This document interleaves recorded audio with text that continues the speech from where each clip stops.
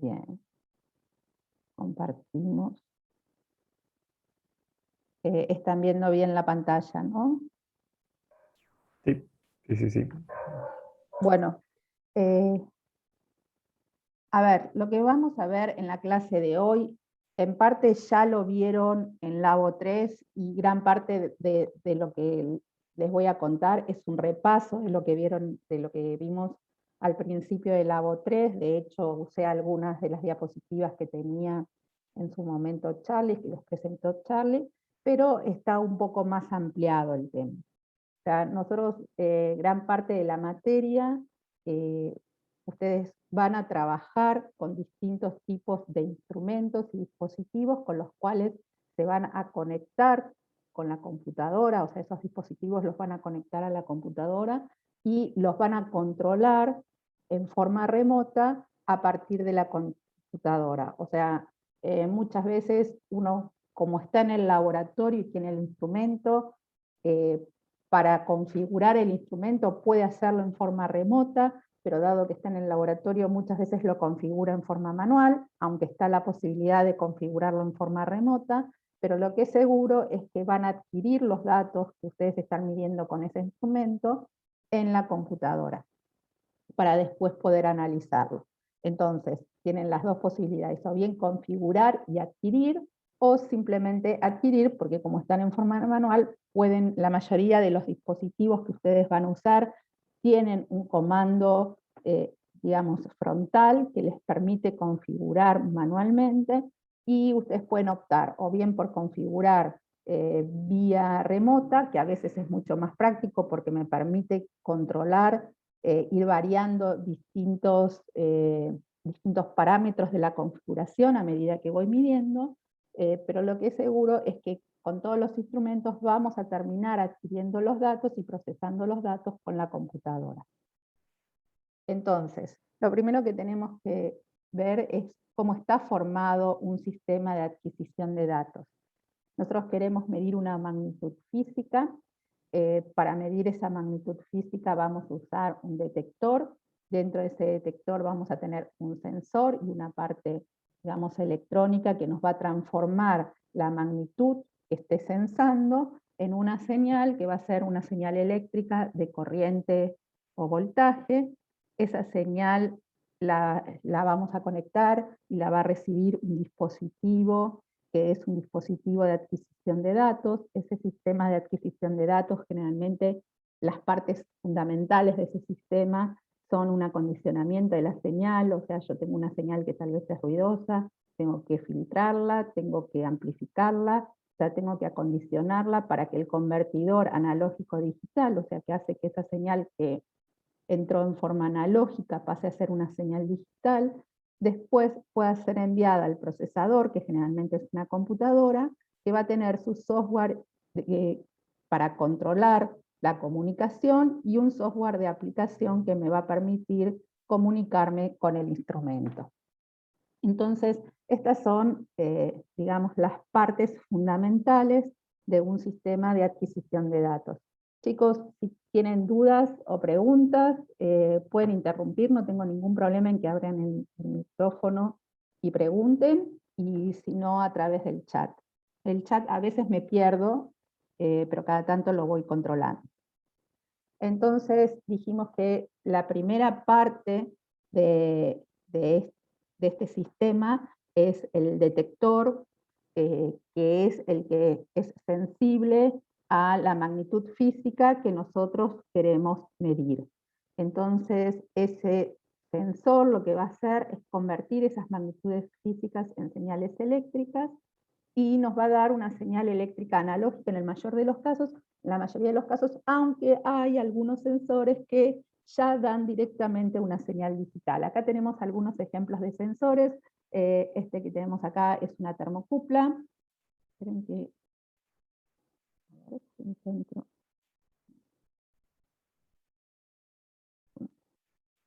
Este que tenemos acá es una termocupla. Una termocupla sirve para sensar temperatura. Es la soldadura de dos materiales distintos, o sea, de dos cables de distinto material. Entonces, cuando uno pone esa punta a una determinada temperatura y el otro extremo de la termocupla se encuentra a una temperatura fija, que generalmente es temperatura ambiente, se genera una diferencia de potencial y entonces estoy sensando la temperatura a partir de las diferencias de potencial que se generan en estas dos puntas. Esto es muy sencillo, no necesita nada electrónico para sacar una salida de potencial. En cambio, este otro instrumento que tenemos acá es un medidor de vacío, o sea, es un vacuómetro que me permite sensar la presión en una cámara de vacío. Esto funciona de una forma muy distinta, o sea, esto tiene un puente de Wheaton o un puente de resistencias. Nosotros en Labo 3 no vimos, pero son 4 resistencias que están equilibradas, o sea, de forma tal que en el centro de esas resistencias la caída de tensión es 0. Cuando yo pongo esto en vacío, y por esas resistencias está conduciendo una determinada corriente, en presencia de un gas, la conductividad del material cambia porque cambia la convección, o sea, la transmisión de calor en el medio, entonces cambia la temperatura que adquiere ese filamento, cambia su resistividad, eso hace que ese puente de resistencia se desbalancee y me termine dando una señal de tensión. Esa señal de tensión generalmente es amplificada porque son señales muy chiquitas, y bueno, esa señal amplificada es la que me termina dando este sensor y termino sacando una señal de tensión que es proporcional a la presión que tengo dentro de una cámara. Esto que tienen acá simplemente es una punta para medir tensión, caída de tensión sobre algún componente eléctrico o electrónico, y todos estos finalmente me van a dar una señal de tensión analógica que puede ser más o menos ruidosa dependiendo de cómo es el sensor o el detector que estoy usando. Entonces, seguido a este paso, yo conecto ese sensor, esa salida del sensor, o sea, esa señal que yo tengo, que es una señal, ya les digo, de tensión o corriente analógica, que es proporcional de alguna manera a la magnitud física que yo quiero medir, la conecto a un instrumento de adquisición.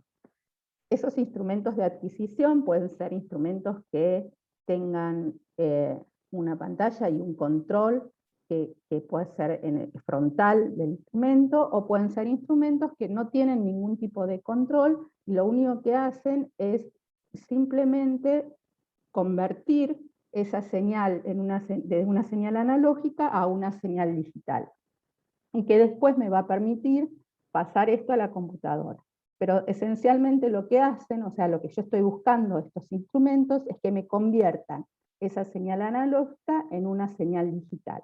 Ya les digo, puede tener algún tipo de control frontal, puede tener algún tipo de pantalla que me muestra el resultado, o simplemente ser una caja que lo único que hace es transformar esa señal analógica en una señal digital y me da una salida que después puedo enviar a algún tipo de procesador para recibir esos datos. Los componentes principales de este sistema, digamos, de este instrumento de adquisición, son un circuito de acondicionamiento de la señal, para que la señal tenga las condiciones necesarias para que el convertidor analógico digital trabaje adecuadamente. Entonces, primero tengo en general un circuito de acondicionamiento, y atrás del circuito de acondicionamiento tengo el convertidor analógico digital. El circuito de acondicionamiento lo que hace en general es filtrar y amplificar la señal para que sea apropiada, para que lo pueda ver el convertidor analógico digital, y el convertidor analógico digital lo que hace es mostrar esa señal, o sea, discretizar tanto en tiempo como en tensión esa señal, y finalmente codificarla, digamos, a un código binario. Ahora vamos a ver un poquito más en detalle todas estas partes. Después, para comunicar ese sistema de adquisición, digamos, que yo tengo con la computadora, se hace a través de una interfaz. Hay distintos tipos de conexiones de esas interfaces, o sea, lo hago a través de un puerto, hay distintos puertos de para comunicarse. El que ustedes están más acostumbrados es el puerto USB, el puerto serie USB. Las computadoras viejas traían puerto serie RS232, este ya prácticamente no se usa, es más, casi no viene en las computadoras. El que se está empezando a usar bastante es el puerto LAN, que es el que se usa para internet, y también antiguamente todavía se usan, pero hay puertos GPIB. Estos puertos se usaban mucho en la época en que las computadoras venían con RS232, se le ponía una placa que era bastante cara para este tipo de puertos GPIB, eran puertos más rápidos que el RS232, y además tenían la posibilidad, ven que estos cables parece que son parecidos, estos conectores de un lado que del otro, entonces tenía la posibilidad de conectar en paralelo varios instrumentos, o sea, yo podía acoplar un GPIB al otro y tener en una misma placa GPIB varios instrumentos conectados en paralelo. En el resto de los puertos necesito tener un puerto de cada uno o, por ejemplo, en los USB, bueno, puedo comprar esos aparatitos que me permiten amplificar la cantidad de puertos que tengo en la computadora. Bueno, cada una de estas interfaces, como ustedes ven, son distintas, o sea, la conexión ya físicamente son distintas, pero también el protocolo de comunicación que usan son distintas. Finalmente, todo eso a través de esas conexiones, o sea, de esas entradas, nos van a llevar al procesador. Generalmente nosotros usamos una computadora como procesador y lo usamos, ya les dije, desde ahí podemos configurar el instrumento y adquirir los datos. Nos permite después reconstruir desde los datos adquiridos a través del software, reconstruir las señales. De nuevo, estamos adquiriendo, nuestros datos vienen en tipo binario, pero nosotros podemos reconstruir la señal original a partir de esos datos binarios, y nos permite procesar, visualizar y almacenar los datos de medida. Ustedes ya tienen experiencia en esto, o sea, ya han trabajado con Arduino, solo que ahora vamos a trabajar con muchos más instrumentos y cada uno va a tener su forma de conexión y de comunicación. ¿Qué es lo que usamos para comunicarnos? Bueno, siempre necesitamos un controlador. Ese controlador para la mayoría de los instrumentos es VISA, es Virtual Instrument Software Architecture. Permite que el sistema operativo de nuestra computadora reconozca el dispositivo y darle acceso a los programas para escribir en el dispositivo, o sea, comunicarse, enviarle alguna orden al dispositivo o leer algún dato, extraer algo de ese dispositivo que adquiere los datos. Este controlador ya ustedes lo van a tener instalado en las computadoras de la facultad, o sea, en el laboratorio. Por eso ayer les decíamos que si ustedes llevaban su computadora, no quiere decir que les vaya a servir directamente para adquirir, porque tienen que tener instalados los distintos componentes del software, o sea, los distintos controladores que se necesitan para poder comunicarse con los distintos instrumentos. A su vez, después vamos a usar un programa o una aplicación a través del cual nosotros vamos a programar y poder comunicarnos con el instrumento en el cual queremos adquirir los datos. Existen distintos lenguajes para comunicarse, nosotros nos vamos a manejar con Python sobre todo, si a alguno le gusta el MATLAB o el Octave, yo la verdad que no tengo mucha experiencia, pero no es muy distinto de Python. Lo que tiene que el Octave, que es gratis, digamos, que es la versión libre de MATLAB, muchas veces no tiene cargados los drivers para controlar los instrumentos, o sea, uno tiene que usar el MATLAB. El MATLAB sí está muy preparado para el control de instrumentos, por eso usamos Python, que es libre, y para mí por lo menos es más fácil. La cuestión es que para comunicarse con los instrumentos uno no se comunica de cualquier manera, tiene que usar una sintaxis que el instrumento reconozca. Bueno, la mayoría de los instrumentos, no todos, pero la mayoría de los instrumentos usan este SCPI, SCPI lo llaman, que es el Standard Command for Programming Instruments. Nosotros vamos a ir viendo, hoy les voy a mostrar un poquitito de cómo es este SCPI, pero a la clase próxima vamos a empezar a usarlo más y se van a ir poniendo cancheros en el uso de estos comandos para poder comunicar el instrumento a través del programa que nosotros usemos, que en nuestro caso va a ser Python. Bien, como les decía antes, una de las cosas que hace el instrumento de adquisición es acondicionar la señal de entrada.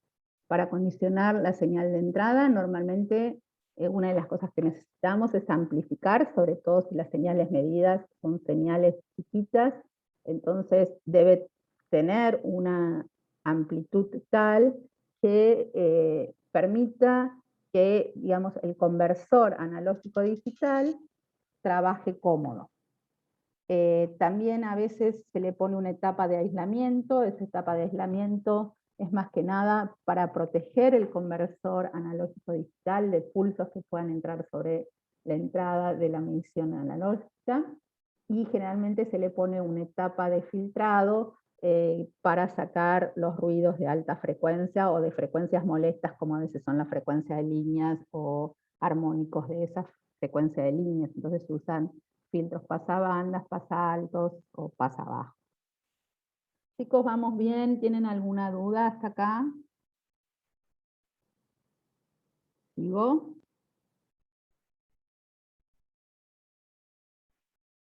Bueno, seguimos.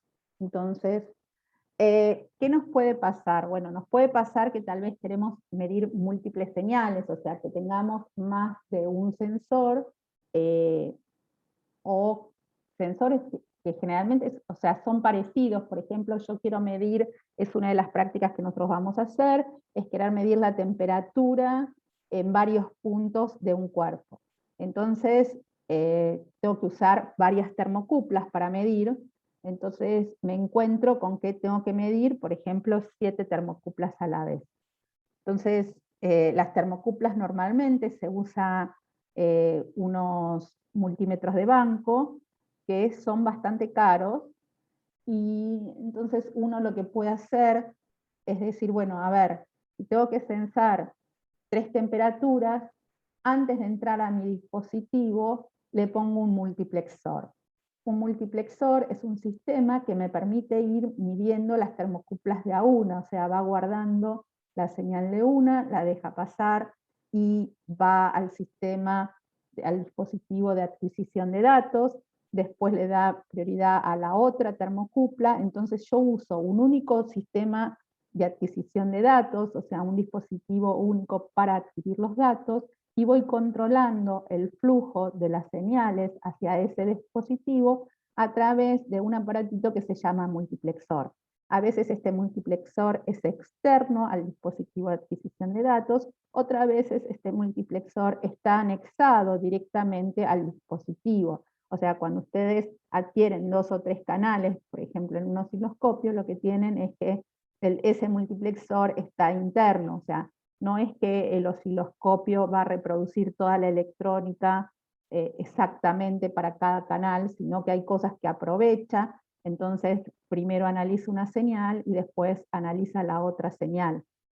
Esos multiplexores están, ya les digo, están incorporados al mismo instrumento o pueden ser externos al instrumento. Y lo que nos sirven es para eso, es para poder usar un mismo dispositivo de adquisición para medir varias señales en paralelo.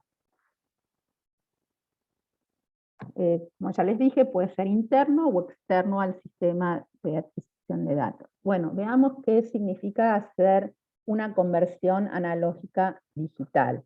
Nosotros tenemos una señal de entrada que es una señal analógica. Una señal analógica en física clásica está perfectamente definida para cualquier tiempo intermedio durante el lapso que yo estoy midiendo. O sea, yo agarro cualquier tiempo acá entre 0 y 7 segundos, y esa señal toma claramente un valor distinto dependiendo del tiempo. Y lo tengo bien definido.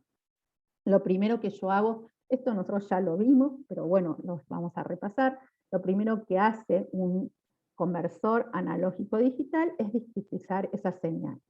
La cantidad de discretizaciones que yo puedo hacer, o sea, en cuántos escalones yo puedo dividir esta señal, depende de la cantidad de bits que tiene ese conversor analógico digital. O sea, si yo tengo un conversor de 3 bits, la voy a discretizar en 8 valores distintos. Y lo que voy a sacar de acá es una tabla de tiempos y tensiones. O sea, ese es el primer paso de la conversión. Mi señal, que era una señal bien definida y que iba variando su tensión tiempo a tiempo, pasa a ser, en lugar de esta señal continua, una señal discreta, una tabla de valores con distintos tiempos, y para cada tiempo le voy a dar un valor de tensión. Un valor de tensión que es un salto de tensión, y esos saltos de tensión, los valores que pueda tomar, van a depender de la cantidad de bits que tenga mi conversor. Bien, después tengo que codificarlo en binario. Entonces, lo otro que me va a dar a la salida de este conversor analógico digital es estas señales que están discretizadas en código binario. Entonces, esto es el resultado que yo voy a sacar de mi conversor analógico digital.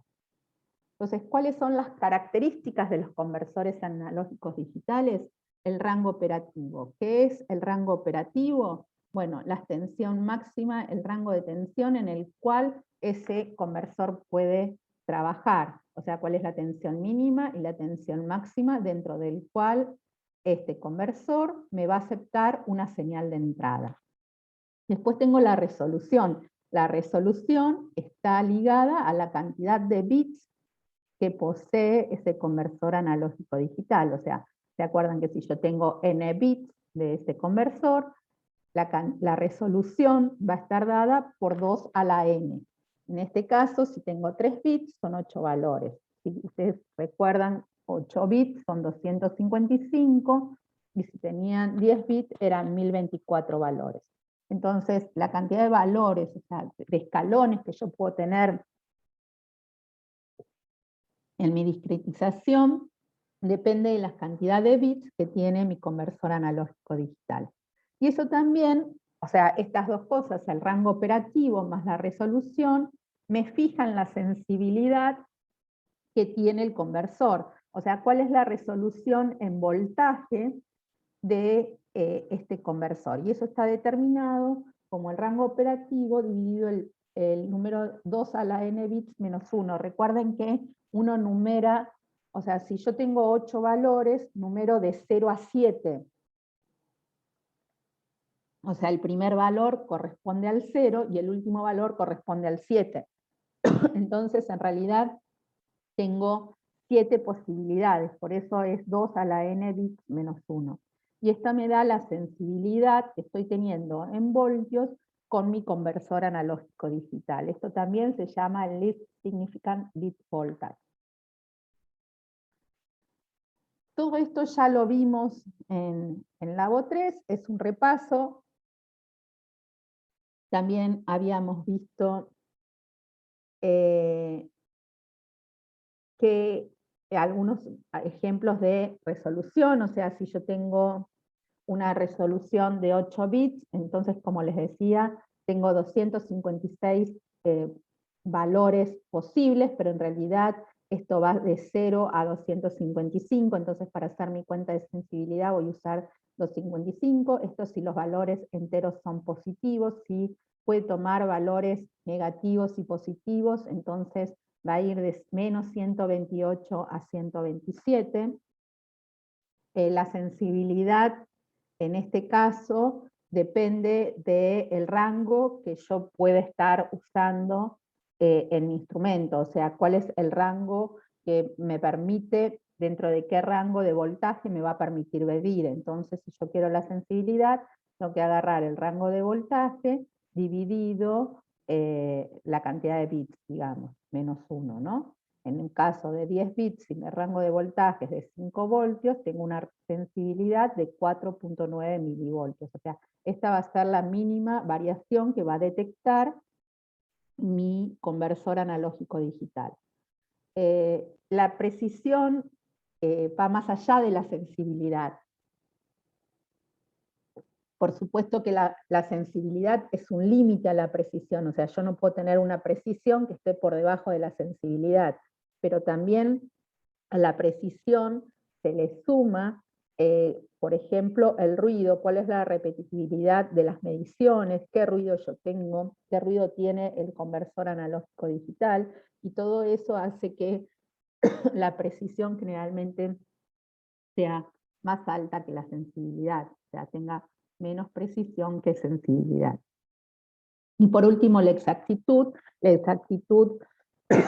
perdón, en un conversor analógico digital está ligada a la calibración de ese conversor analógico digital, cuán buena es la calibración de ese conversor, y eso me dice cuánto se va a aproximar al valor real la medición. Entonces, todo esto influye finalmente en el resultado que yo voy a obtener sobre mi medición. Bien, ¿cuáles son los errores comunes que surgen en la conversión analógica digital? Bueno, puedo tener errores de offset o de corrimientos del cero, digamos. Supongamos que mi cero esté corrido, esto que está acá es en un LSB, o sea, en el menor dígito que puede detectar. Si se me corre simplemente un LSB, ese valor de cero, lo que me va a hacer es, o sea, lo que está en negrito oscuro es un ADC perfecto, o sea, ideal. Pero si yo tengo un corrimiento de ese offset, lo que yo voy a medir es lo que aparece acá en puntitos. O sea, toda mi medición va a estar corrida en un valor constante debido a que tengo un corrimiento de offset. O sea, estos son errores que generalmente aparecen en los conversores analógicos digitales y terminan influyendo sobre mi medición. Otro error que es muy común es una falta de proporcionalidad. Esto generalmente está asociado a la ganancia, o sea, tal vez mi ganancia no es totalmente ideal, no es totalmente proporcional lo que yo saco en la parte digital respecto de lo que me está entrando en la señal de entrada analógica, y eso hace que si mi recta punteada era mi recta ideal, pase a tener esta recta, y esto simplemente es un corrimiento. O sea, fíjense que en el cero las dos coinciden, pero en mi medición máxima, digamos, tengo más de un LSB de corrimiento y me da un error de 1.5 LSB. Esto es un error, ¿está bien? Claro. ¿Por qué? Porque me está alejando del valor que yo esperaba. O sea, yo esperaba un valor de 1.5 y el valor digital se me está alejando de ese valor que estaba esperando. Entonces, estos son también errores que surgen. Estos errores generalmente están ligados a la etapa de amplificación de los conversores analógicos digitales. Otro error que surge es la falta de linealidad, o sea que yo estoy asumiendo que la conversión es totalmente lineal, y en realidad esta conversión no tiene una linealidad absoluta, y eso también me da un corrimiento de mi medición respecto del valor esperado. También la monoticidad, o sea, puede ser que de golpe alguna medición se saltee, alguno de los escalones que tendría que haber visto no lo ve, y eso también me da un corrimiento sobre el resultado de mi medición. Bueno, todos estos son errores que se dan comúnmente en la conversión analógica digital, dependen de la calidad del conversor, cuál puede ocurrir, que ocurra uno u otro, ya les digo, depende mucho de la calidad del conversor que uno está usando.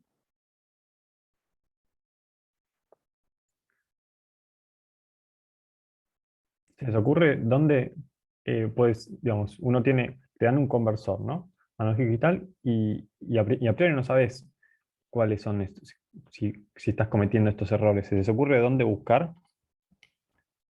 o cómo saber si está funcionando como uno cree.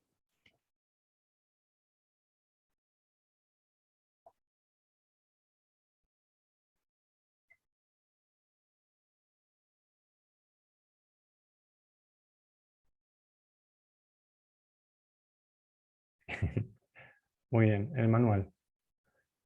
Sí, sí. Acá tengo, por ejemplo, bueno, después les paso. O sea, si uno busca un datasheet de un conversor analógico digital, tiene, además de las características, tiene todas las características que estuvimos viendo. Entonces, en particular, bueno, el rango y todos estos errores, el drift, el offset, etc. Ya vamos a llegar a eso, Nico, porque después lo tienen como tarea. Está Así bien, está que bien. ya ahora vamos a ir llegando. Bien, veamos cómo trabaja un conversor analógico digital. Acá vamos a tener eh, como, como ejemplo, digamos, básico para ver cómo trabaja un conversor analógico digital de un bit. O sea, un conversor que a la salida me da 0 o 1. O sea, no tengo otra posibilidad. Eso es un conversor de un bit. Entonces, yo tengo una señal de entrada y voy a tener una señal de referencia. Si esa señal de referencia, si esa señal de entrada está por debajo de esa señal de referencia, a mi salida voy a tener un 0.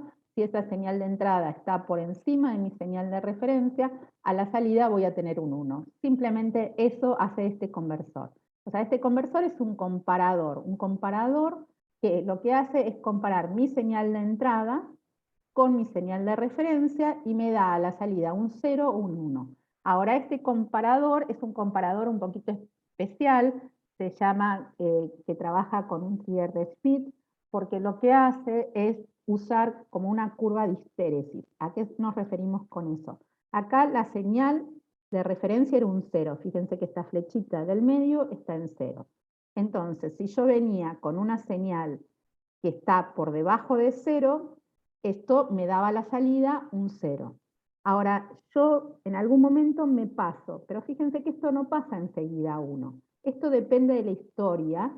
¿Por qué? Porque yo puedo tener un pequeño ruido alrededor de esta señal. O sea, mi señal venía siendo menor que 0. Menor que 0 se va acercando a 0, pero supongamos que yo tengo, no sé, 100 milivoltios de ruido o 10 milivoltios de ruido. ¿Qué pasa? Esto va a estar saltando porque el ruido me va a llevar en algunos casos a una señal un poquito mayor que 0, en otros casos a una señal un poquito menor que 0 voltios.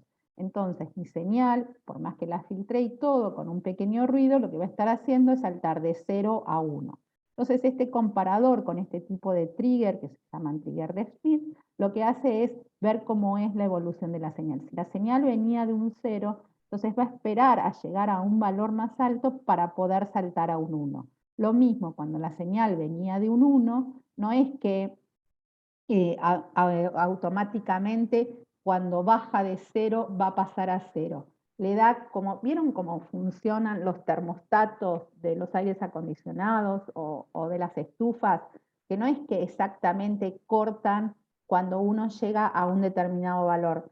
Tienen como un rango dentro del cual se mantienen prendidos o apagados. Bueno, esto es lo mismo. Esto dentro tiene un pequeño rango alrededor de mi frecuencia, de mi voltaje de corte, digamos, de mi tensión de corte, donde dependiendo de cómo era la historia, o sea, si yo venía de 0, va a tolerar a pasar hasta este valor de 0 antes de cambiar de 0 a 1.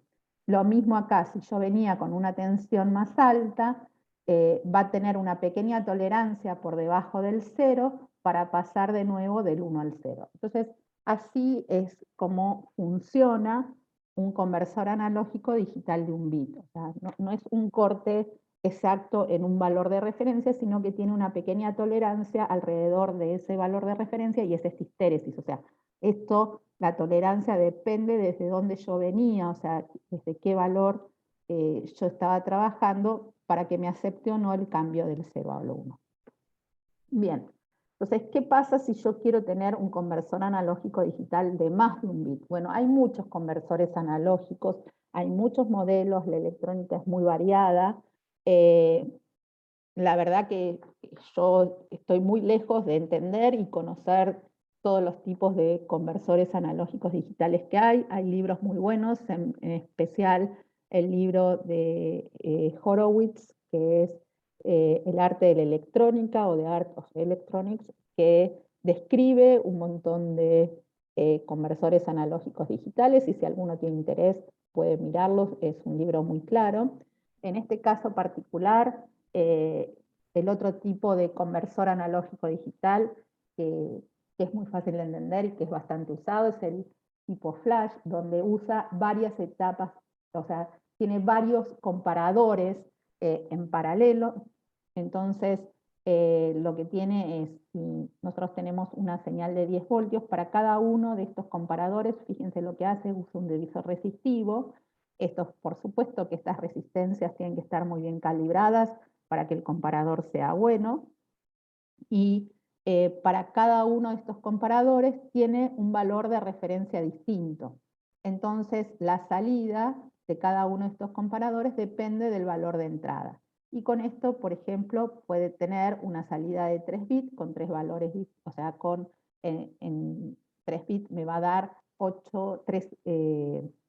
2 a la 3, 8 valores posibles distintos de salida, pero lo que hace es agarra esta entrada, la compara con este valor, se fija con este valor si es mayor o menor que este valor, entonces me dará un 0, un 1 acá, después me dará un 0, un 1 acá. Este comparador lo que tiene que es muy rápido porque está comparando con todos estos valores en una misma etapa. Entonces, es muy rápido, pero es muy caro porque necesita una electrónica, una buena electrónica para que el comparador sea bueno para cada una de estos comparadores individuales. Entonces, esto es poco usado, salvo en instrumentos que necesitan una buena precisión y que sean rápidos. O sea, este tipo de comparadores se usan en instrumentos rápidos, por ejemplo, en los osciloscopios se usan, pero un osciloscopio rápido es un osciloscopio muy caro. Otro tipo de comparadores que se usan, conversores que se usan, son los de aproximaciones sucesivas. Este es el que ya vimos para Arduino. Este es bastante más barato porque usa un único comparador, o sea, no como el otro que tiene uno por cada una de las posibles comparaciones de la escalera que teníamos ahí. Este usa un único comparador, pero es más lento, porque como lo va haciendo por aproximaciones sucesivas, justamente. O sea, acá tenemos nuestra entrada. Esa entrada tiene una parte de adecuación de la señal, usa o sea, esta parte, este SHA, es un amplificador de sample and hold, o sea, lo que hace es amplificar la señal, pero además mantenerla por un determinado momento, por un determinado tiempo. ¿Por qué? Porque como es un comparador de aproximaciones sucesivas, yo necesito que esta señal se mantenga constante durante todo ese tiempo que me lleva a hacer la comparación. Si esta señal me varía, entonces esa comparación ya no me sirve de nada. O sea, yo necesito que mi señal de entrada se mantenga siempre en el mismo valor durante todo el tiempo que yo voy a hacer esa comparación. Entonces, tengo a la entrada de este comparador mi señal analógica, o sea, el valor de mi señal que lo fijé, una vez que lo midió lo fijó, y por otro lado voy a tener una referencia. Entonces, lo que hace es comparar respecto de ese valor de referencia y después va a un control lógico donde decide si ese valor es mayor o menor a la referencia. Entonces va a ir cambiando la referencia. Si me dio mayor, va a cambiar el valor de la referencia hacia un valor menor para poder comparar entonces con ese valor nuevo de referencia. Entonces para eso, como esto es una señal que ya es digital, lo que necesita es un conversor digital analógico para que me vuelva a pasar ese nuevo valor de referencia que tomó, lo vuelva a pasar a una señal analógica que la vuelva a dar a la entrada para volver a usar como referencia. Y así, como tienen acá en el grafiquito, si yo empecé, o sea, mi valor de entrada es este valor Bin que está en azul. Si yo empecé con esta referencia que estaba acá arriba, después de la primera comparación lo que va a hacer es cambiar a un valor de referencia que está acá abajo, como esto le dio por debajo va a volver a subir, y así se va a ir aproximando cada vez más al valor de entrada hasta que coincida con el valor de entrada y eso me va a dar como valor de salida. O sea, este es, como yo les dije, es mucho más barato, tiene la ventaja que puedo poner un comparador de muy buena calidad, porque es un único comparador, pero tiene la contra de que es bastante más lento, porque no lo puedo hacer en una etapa, sino que lo tiene que hacer como aproximaciones sucesivas. Bien, otro tema que es importante en el muestreo es la velocidad de muestreo o el sampling rate. Eso también es un factor que es importante al momento de hacer la conversión analógica digital. No todos los instrumentos tienen la misma velocidad de muestreo, o sea, no todos los instrumentos me dan la posibilidad de trabajar con las mismas velocidades de muestreo. Si ustedes se acuerdan que habíamos visto que según el teorema de Nyquist, lo que yo necesito es al menos tener una frecuencia de muestreo que sea 2 veces la frecuencia máxima característica de mi señal. Si no, voy a tener un aliasing y la frecuencia que estoy midiendo puede ser muy distinta a la frecuencia de mi señal. Y habíamos dicho que para determinar muy bien la señal, o sea, tener una buena medición de la señal, el ideal era estar trabajando por lo menos en 10 veces esta frecuencia máxima. Entonces, no todos los instrumentos, como les decía, tienen la misma velocidad de muestreo. No todos los conversores analógicos digitales pueden trabajar con la misma velocidad de muestreo. Este es otro dato que uno va a sacar del manual. Entonces, acá es donde llegamos a los manuales. Si ustedes van, o sea, si ustedes necesitan usar o definir qué tipo de conversor analógico digital tienen que usar, pueden ir a las application notes de, a ver,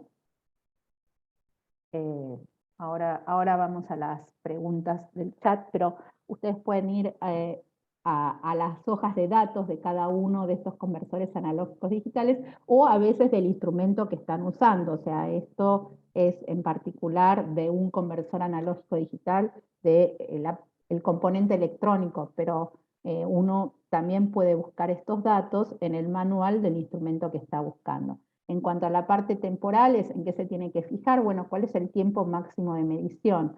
Normalmente aquellos instrumentos que tienen frecuencias de muestreo muy altas, que me permiten trabajar con frecuencias de muestreo muy altas, generalmente tienen tiempos de medición cortos, pero bueno, son cosas que tengo que investigar. Tiempo de medición o número de muestras máximos que me deja tomar, qué frecuencia de sampleo tengo, qué tipo de sampleo hace, o sea, de muestreo hace, si hace un muestreo promediado, o sea, hay instrumentos que entre tiempo y tiempo de muestreo en realidad toman muchas más mediciones y lo que me dan es un valor promediado durante ese tiempo de muestreo, tal vez no, tal vez toma el valor pico de ese tiempo de muestreo, o sea, cada instrumento tal vez toma el valor en ese momento, o sea, cada instrumento responde distinto y son cosas que yo tengo que saber y que me van a definir si el conversor que estoy usando es apropiado o no para el tipo de medición que yo quiero hacer. Cuando hablábamos del ruido, bueno, me va a decir qué señal, qué relación de señal-ruido tolera, o sea, por debajo de esa relación señal-ruido, mi medición ya no va a ser confiable. ¿Qué ruido de base tolera? Jitter es qué repetitividad tiene esa medición, o qué variación en realidad jitter, pero bueno, es con qué repetitividad me va a dar el resultado.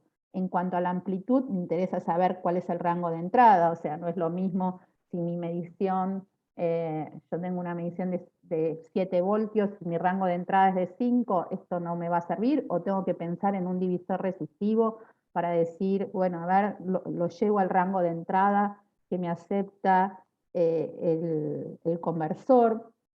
¿Qué tipo de entrada tiene? Diferencial significa que mide la tensión entre dos cables, digamos, y modo común significa que es entre ese cable y tierra.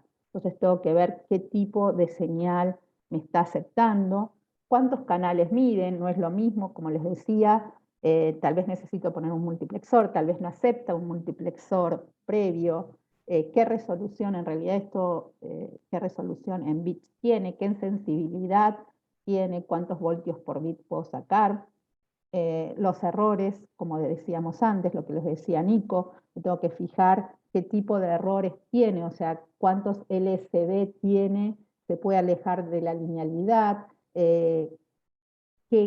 cuántos LSB se puede alejar del cero, si tiene una fluctuación de cero, a veces simplemente por temperatura, o sea, lo que pasa con muchos de estos conversores analógicos digitales es que son muy sensibles a la temperatura, entonces una variación de temperatura me puede dar una variación del cero. Bueno, todas esas cosas las tengo que ir viendo, qué tipo de comunicación tienen, si tiene memoria para guardar los datos y después yo puedo recuperar los datos de esa memoria, eso normalmente hace que la comunicación pueda ser más rápida o a veces más lenta, o tengo que saber hasta cuántos datos puedo guardar en esa memoria. O sea, hay mucha información que uno puede ir sacando y que debe sacar de los manuales cuando tiene que decidir qué tipo de conversor analógico digital va a usar.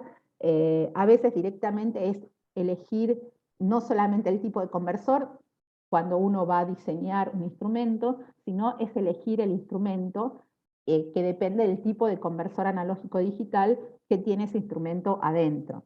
Entonces, ay, no sé por qué.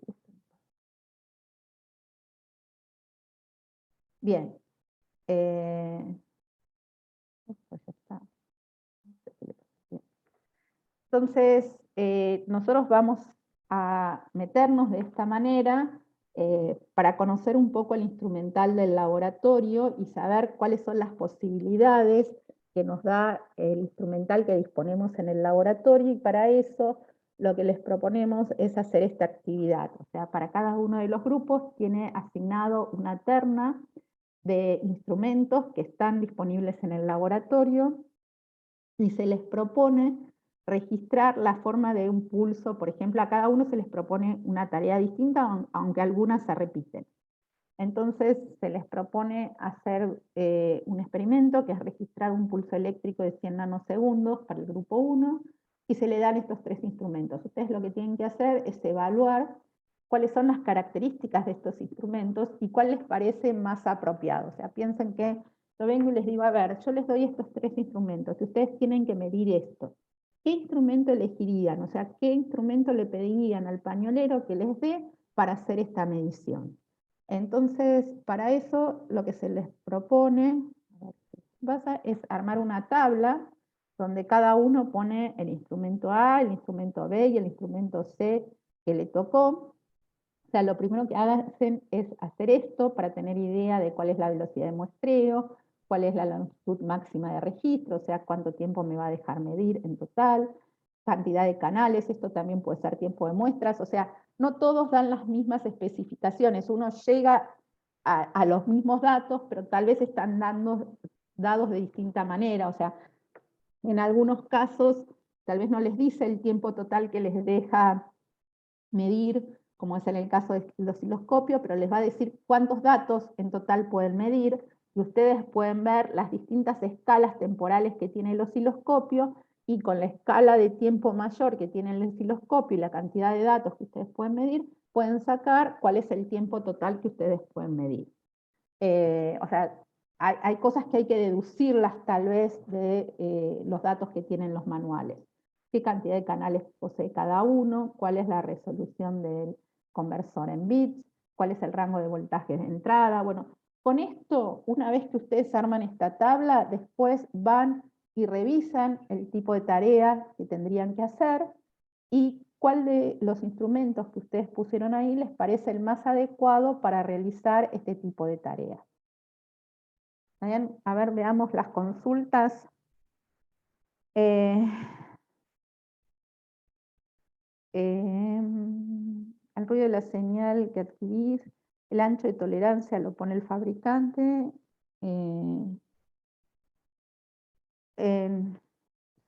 Sí, no, Eso era como no, estábamos hablando del trigger de Smith. ah, porque no entendía que está bien. Sí, sí. Eh, Bien.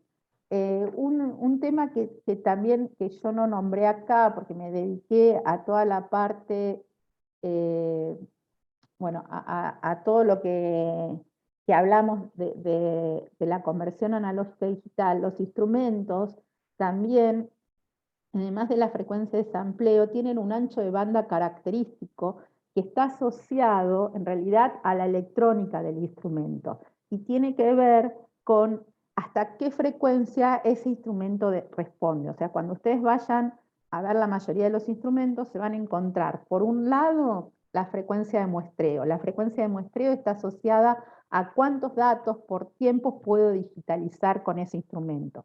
Por otro lado, van a tener otro dato que le llaman ancho de banda. Ese ancho de banda está asociado a la electrónica del instrumento y por encima de ese ancho de banda lo que empieza a hacer el instrumento es a deformar o atenuar la señal. Entonces no me sirve para trabajar a frecuencias mayores que ese ancho de banda. De hecho, el ancho de banda ya en general la amplitud que está midiendo es 1 sobre del valor que realmente corresponde. O sea, es como un filtro, es lo mismo equivalente a lo que hace un filtro. Entonces, en general, cuando uno busca un instrumento, no solo se tiene que fijar en la frecuencia de muestreo, sino también se tiene que fijar en el ancho de banda, porque el ancho de banda también me puede estar recortando la señal. Bien.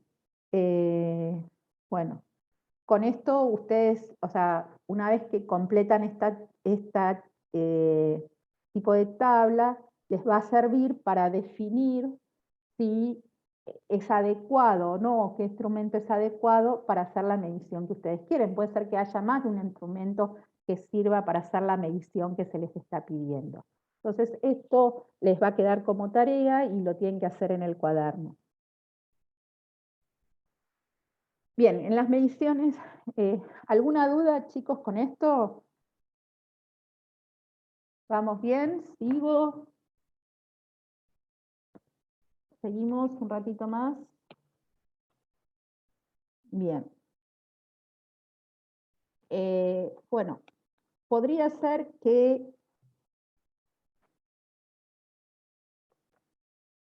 a veces nosotros hacemos una medición y con ver el resultado en la pantalla nos alcanza. Entonces, si el instrumento tiene una pantalla para mostrarme los resultados, tal vez es suficiente y me quedo con este resultado. Pero en la mayoría de los casos yo voy a querer comunicarme con el instrumento y ya sea darle instrucciones a mi instrumento o llevarme los datos del instrumento.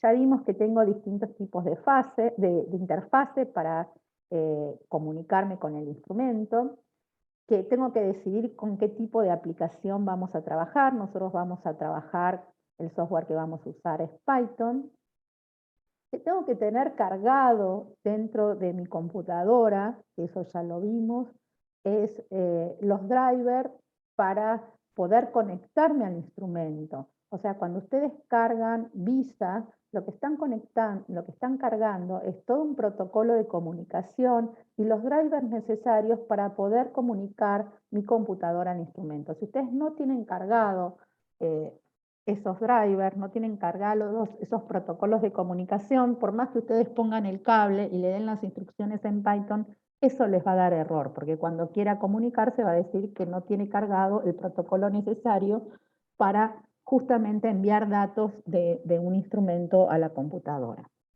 Entonces, el siguiente paso es cómo le voy a pedir al instrumento que haga algo. Dijimos que en la mayoría de los casos se usa este lenguaje Skippy, que es un lenguaje que la mayoría de los instrumentos entienden, no todos, pero sí la mayoría de los instrumentos que nosotros usamos en el laboratorio. Tenemos algunas excepciones. Bien, entonces la comunicación del instrumento dijimos que va a estar, vamos a tener nuestros instrumentos, o sea, vamos a tener nuestros experimentos, los experimentos de alguna manera van a entrar en las entradas del instrumento, El instrumento lo voy a conectar a la computadora a través de las distintas interfaces. El osciloscopio en particular usa una interfase USB. Si usamos un multímetro de banco, usa una interfase tipo GPIB. Esto es característico de uno de los experimentos que nosotros hacemos, como por ejemplo el de ferromagnetismo. Ustedes se van a encontrar que van a usar un multímetro y un osciloscopio, ambos conectados a la computadora. Vamos a usar la sesión VISA, o sea, bajo el protocolo VISA vamos a hacer correr nuestro Python y le vamos a dar las instrucciones a través de estos comandos de Skippy a cada uno de los instrumentos. O sea, cada uno de estos instrumentos va a ser un objeto de Python que se va a comunicar, que va a comunicarse a la computadora con ese objeto. En un caso, uno de los objetos va a ser el osciloscopio, y le voy a estar dando instrucciones al osciloscopio, y el otro objeto con el que me voy a comunicar va a ser el multímetro, que se va a comunicar a través del GPIB, y le voy a dar instrucciones al multímetro. Voy a adquirir los datos de esta manera, y después ustedes van a trabajar con los datos como venían trabajando hasta ahora, o sea, vamos a seguir usando Python para hacer el análisis de nuestros datos. Bien, ¿cómo es la comunicación con Python? Bueno, el paquete que vamos a usar de Python para poder comunicarnos es el PyVisa. En general, este paquete PyVisa ya lo tienen cargado en las computadoras, así como tienen cargado el protocolo Visa para poder conectar las computadoras a los distintos instrumentos, que es todo un protocolo que lleva los drivers de comunicación, más los drivers de los instrumentos, todo eso ya está cargado. En general van a usar el paquete PyVisa que está cargado. Pero bueno, si no lo tenemos cargado, le tenemos que instalar PyVisa a Python. Entonces lo primero que vamos a hacer es importar, cuando querramos comunicarnos con un instrumento, vamos a importar este paquete PyVisa, que generalmente lo llamamos Visa. Entonces vamos a,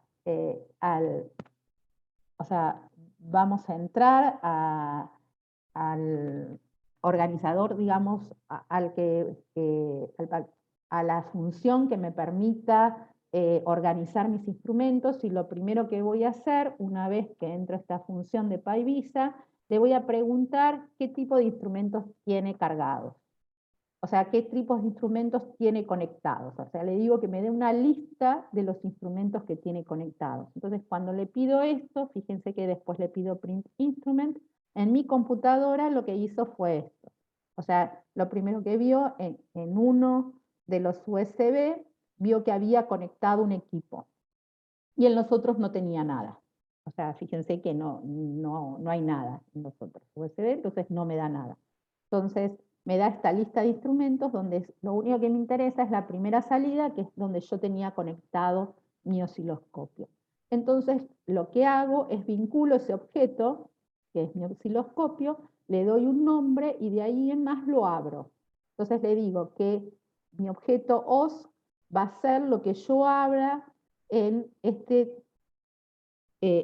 puerto a través del Open Resource como instrumento 0. O sea, esto porque yo saqué una lista de los instrumentos que estaban conectados. Otra forma de hacerlo es directamente copiar todo esto que está acá, que es la instrucción que reconoce al instrumento, y le puedo poner directamente todos esos números y va a ser lo mismo. Va a terminar asignándole a OS un objeto que es el osciloscopio.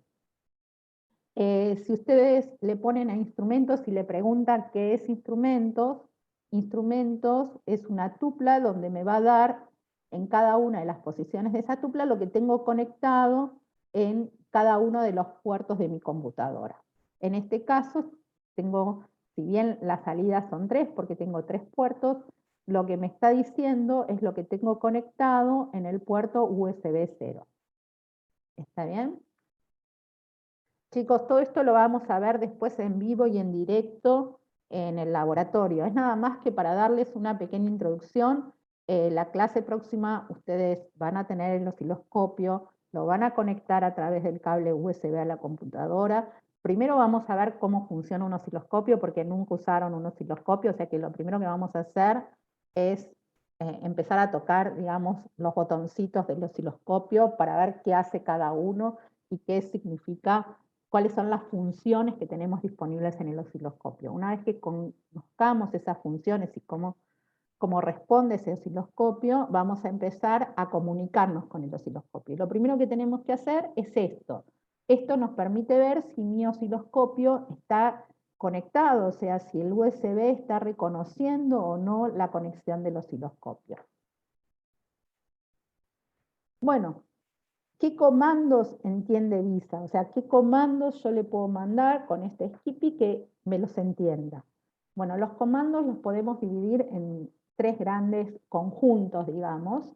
Uno que es write, que es que le enviamos un mensaje al instrumento. O sea, yo acá, por ejemplo, le estoy diciendo que voy a hacer una medición sobre el canal 2. O sea, que quiero hacer una medición sobre el canal del canal 2, y esa, bueno, cuando ustedes vean el osciloscopio, van a ver que el osciloscopio en pantalla tiene la posibilidad de darme algunas medidas de las señales. Entre esas me puede medir el periodo, me puede medir el valor de voltaje RMS, me puede medir la amplitud. O sea, tengo varias medidas que yo le puedo pedir al osciloscopio que me muestre en pantalla.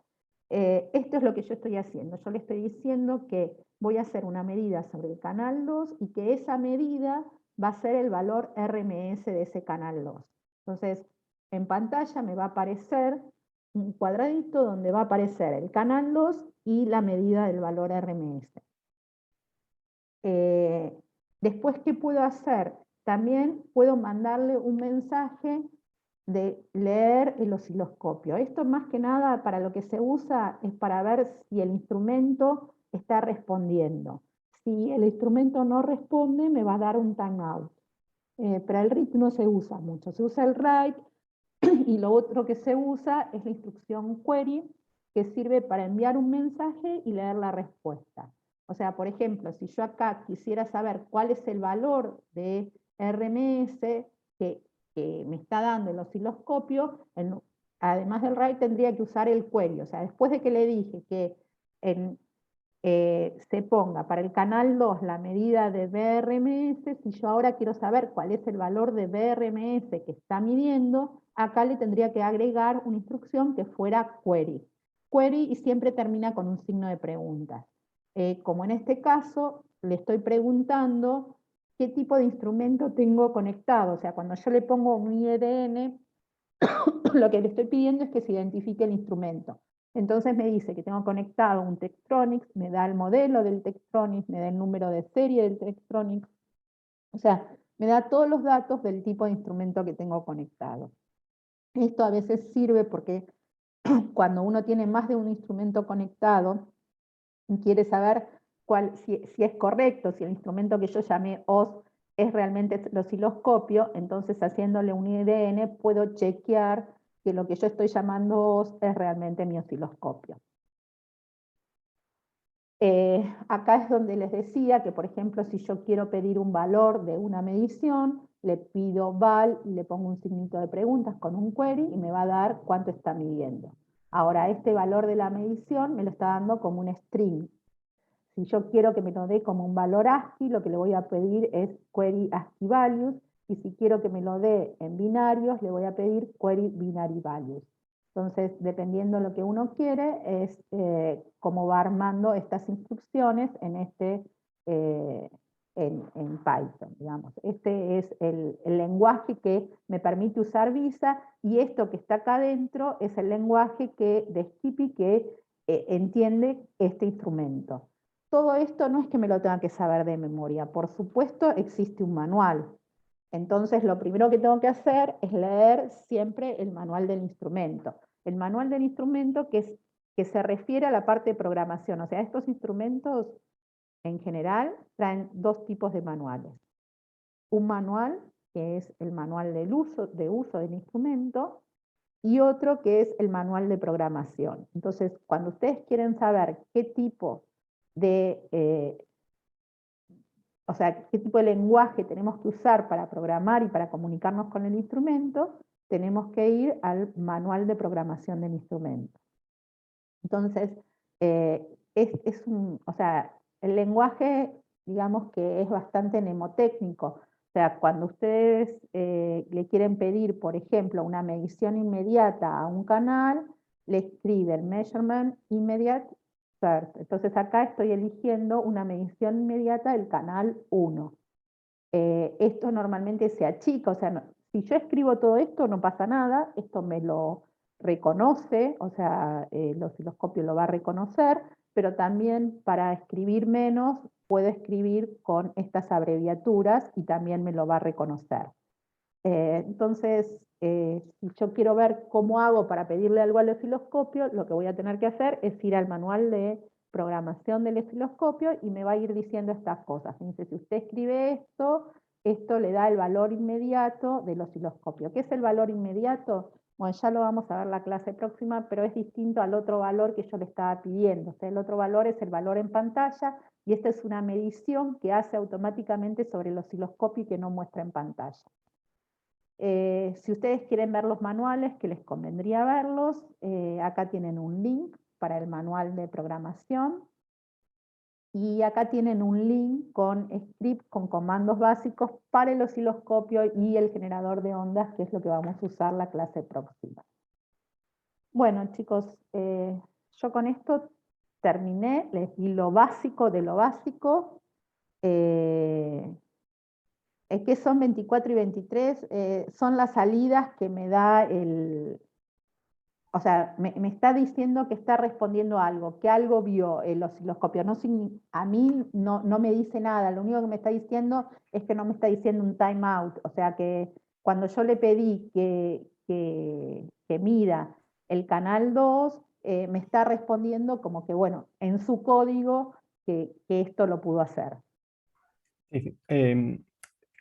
O sea, puntualmente quería que se lo pregunten porque en realidad lo que te está respondiendo es cuántos caracteres le llegó al instrumento, o cuántos le mandaste, digamos, no cuánto le llegó, cuántos caracteres le enviaste al Pero esto instrumento. o sea, pero lo que es fundamental, o sea, no es importante el número este, no me está diciendo cuánto es la medida, chicos, ojo con eso, no se confundan.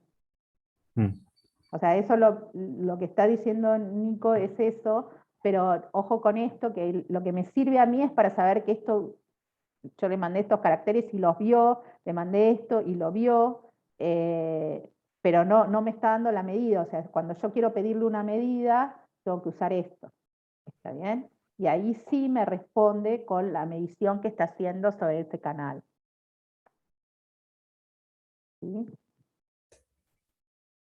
Y fíjense que acá lo da como string y fíjense que acá me lo está dando como una lista. O sea, si yo después quiero hacer algo con esto, le tengo que pedir, por ejemplo, que sea un valor ASCII si quiero trabajar con esto. ¿Bien? Ojo con eso, chicos. ¿Tienen Profe, alguna consulta? Sí. ¿y cómo era para ver en qué unidad está lo que me está dando? Ah, le pones unit. Acá en lugar de Valt le pones unit, pero igual eso lo vamos a ver la clase próxima vamos a trabajar con esto y acá le pones unit, el signo de preguntas, con el query te va a decir en qué unidades está. Ok, ok. ¿Está? Sí, gracias. No, de nada. Igual la clase próxima vamos a trabajar con esto, vamos a ver varios ejemplos de esto. Bueno, Adri, yo tengo Sí, no sé si se quieren unas tomar diapos. 10 minutitos para descansar porque esto fue medio largo, total Sí, tenemos sí, sí. tiempo. O sea, con terminar antes de la 1 estamos bien. ¿Les Ujú. parece que nos tomemos 10 minutos Dale. Volvemos y media entonces. y media volvemos? Perfecto. ¿Sí? Dejo de grabar. Dale, después ponemos de nuevo. No, espera, no sé si lo puedo poner en pausa esto. Ah, mejor. Pausar el uso compartido. No, porque puedo pausar el uso compartido, pero no veo que... No, Ah, no no, se puede. no, lo dejé de grabar.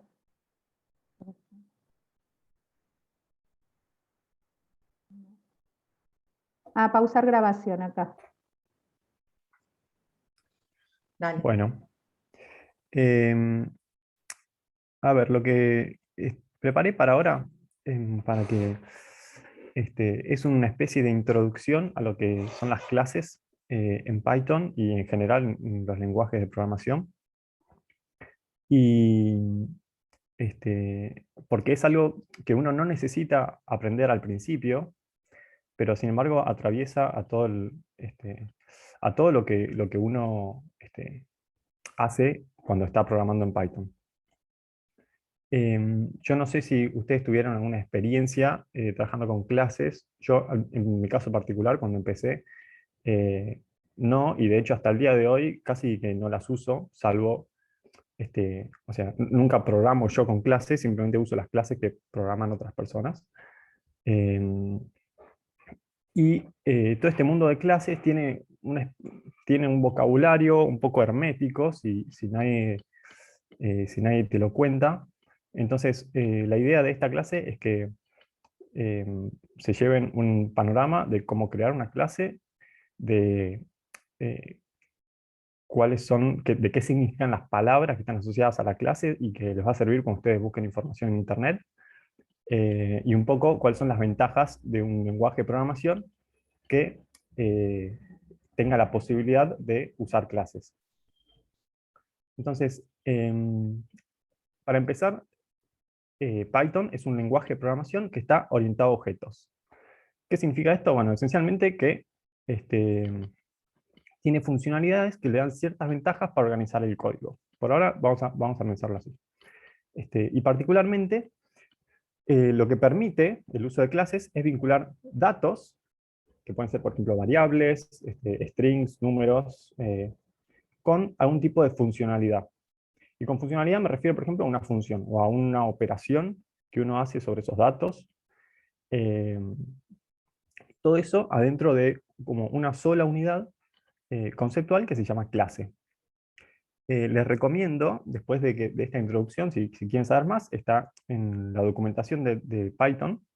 Eh, hay, hay, un, hay un apartado donde explica cómo usar clases en Python. Que es más exhaustiva que lo que lo voy a estar diciendo yo, y de ahí saqué muchas cosas. Entonces, ¿cómo sabemos que Python está orientado a objetos? Bueno, desde el principio, cuando definimos variables, por ejemplo, A, acá yo definí A, B, y le preguntamos a Python cuál es el tipo de esa variable, bueno, ya nos dice que tanto A como B son una clase. A es un entero y B es una lista.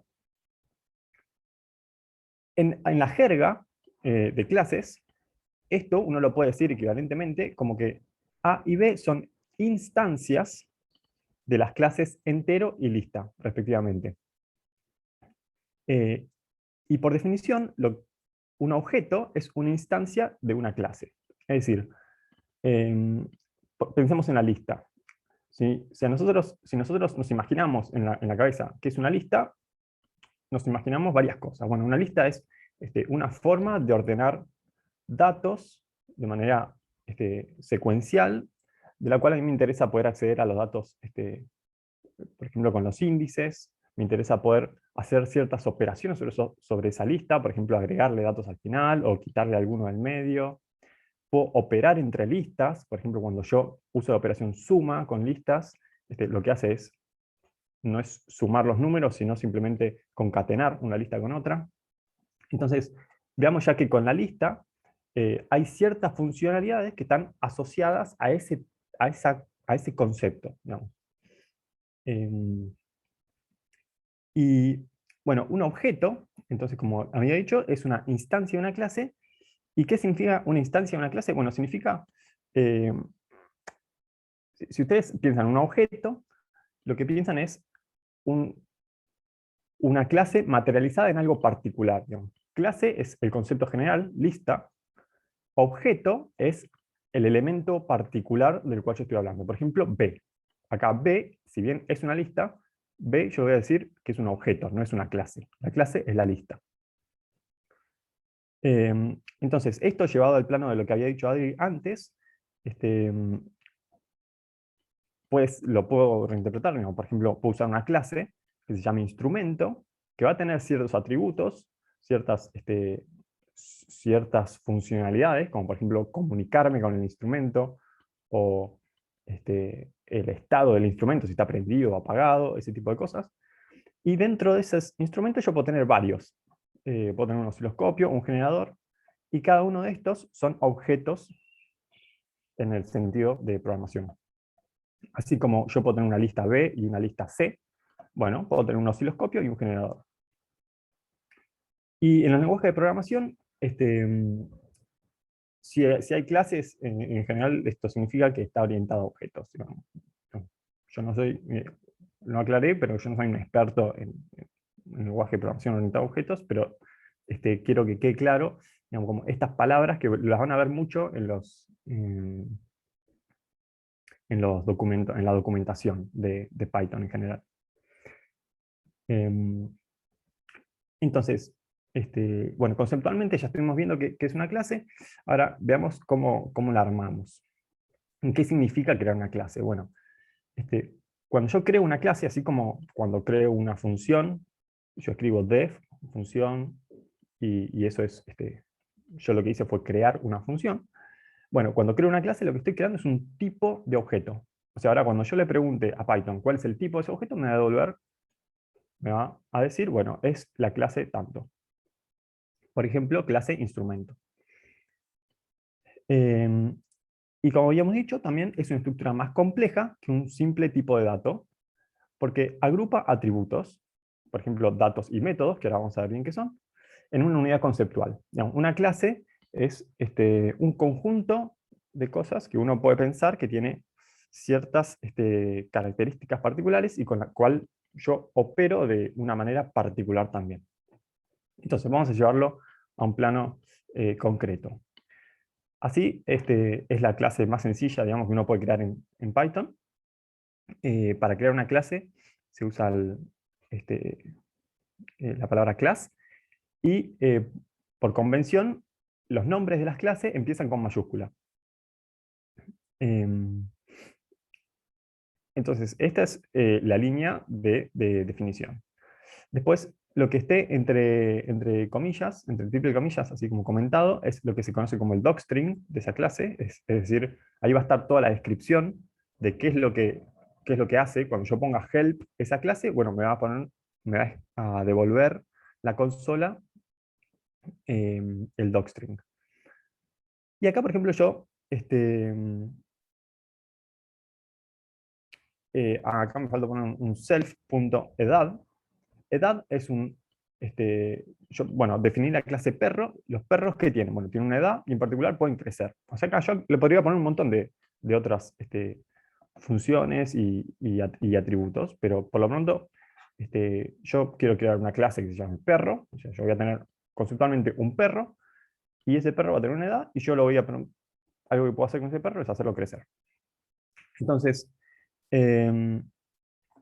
estas dos cosas, que son, uno es una variable y el otro es una función, en el contexto de clases se conocen como, a la variable se suele llamar dato, o en inglés lo van a ver como attribute, o property, data o variable. De esto depende un poco del lenguaje, pero sepan que todas estas cosas se refieren a un dato de esta clase. Y a la función se la conoce como método.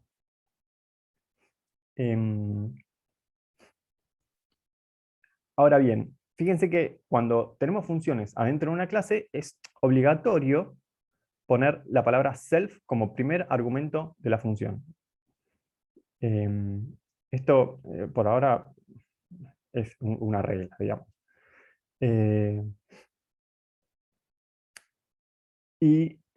Bueno, esta función lo que va a hacer es, a la edad del perro, o sea, yo cuando cree el objeto, self se refiere a el objeto que acabo de crear, que en este caso todavía no lo creé, pero es como, es una forma de decir, bueno, me autorreferencio. Entonces, esta función lo que va a hacer es, a la edad de este objeto que creé, usando la clase perro, lo voy a sumar 1 cuando yo llame a la función crecer, al método crecer. Entonces, tanto los datos como los métodos se conocen como atributos de la clase, y acá ya se puede ver que estoy combinando datos con funcionalidad. Entonces, esta es la definición de clase. Veamos entonces, por ejemplo, cómo lo uso en la consola, ¿no? Lo primero que puedo hacer es instanciar la clase, es decir, crear un perro que yo le llamé Puppy. Y este Puppy es un objeto. Ahora, ¿qué puedo hacer con este objeto? Bueno, fíjense que a los objetos, las cosas que yo le puedo pedir al objeto, en general se piden con un punto. Punto, y a continuación le pido o bien la edad, o bien le pido que crezca, o bien le pido el docstring. Entonces, a la salida de la consola, cuando yo ejecute este comando, ¿qué voy a ver?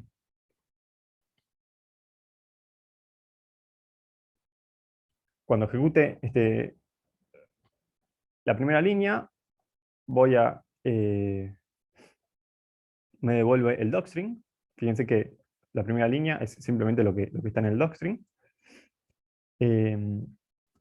Cuando le pide la edad del perro, bueno, la edad es 5 por defecto. Ahora, después cuando yo le digo que crezca, fíjense que ahora la edad del perro se actualizó cuando se lo vuelvo a pedir y pasa a ser 6. Entonces, una clase es un objeto es algo dinámico también. Digamos, a medida que yo le voy, lo puedo ir alterando ejecutando estos métodos. Hasta acá, digamos, fíjense que introducimos mucho vocabulario, lo que es atributo, método, clase, objeto. Todas estas cosas las van a ir viendo en la documentación cuando lean. Otro ejemplo en Python es un NDArray. NDArray es una clase del paquete NumPy. Y para crear un objeto de esa clase, yo lo que hago es escribir np.array. Entonces, X, en este caso, es un objeto, y ese objeto lo llamamos usualmente no como NDArray, se lo conoce vulgarmente como array. Y cuando le preguntamos, bueno, ¿de qué tipo de variable es esto? Bueno, es un objeto de la clase NDArray. Y fíjense que, al igual que pasaba con el perro, yo le puedo, esta clase tiene ciertos atributos, esto, por ejemplo, shape y data type. ¿Cómo sé que son atributos? Bueno, en el docstring de NDArray, bueno, lo busco y van a ver que aparece que shape, tanto shape como de type son atributos, con su descripción. Y bueno, y a los atributos, ¿cómo es que lo llamo? Bueno, con un punto después seguido del objeto. Ahora bien, ya dijimos que cuando creo un objeto, llamo una clase, y esta operación se llama instantiate an object. Y muchas veces, cuando creamos un objeto, queremos que haya una función que se ejecute al principio. Esa función es invocada en el momento en el que se crea el objeto, y en particular, por el hecho de que esa función se ejecute cuando el objeto es creado, se la conoce como constructor. Entonces acá saqué un ejemplo de internet en la cual tenemos una clase que es cliente, y fíjense que la primera función que se va a ejecutar cuando yo cree el objeto, esta se llama init y va entre doble guión bajos. Lo van a ver mucho en la documentación al init. Bueno, init es siempre hay una función que se ejecuta, o casi siempre, cuando se crea un objeto y se llama, por convención, init. Y esa función tiene, como todas las funciones, primero self, y Y después acá fíjense que tiene dos argumentos. Nombre y tipo de membresía, en este caso. Entonces, este cliente, cuando cree un cliente, fíjense como que es esta línea de acá abajo, le voy a pasar a la clase dos, dos variables, digamos. Primero va a estar el nombre, este cliente se llama Caleb, y después el tipo de membresía, Gold.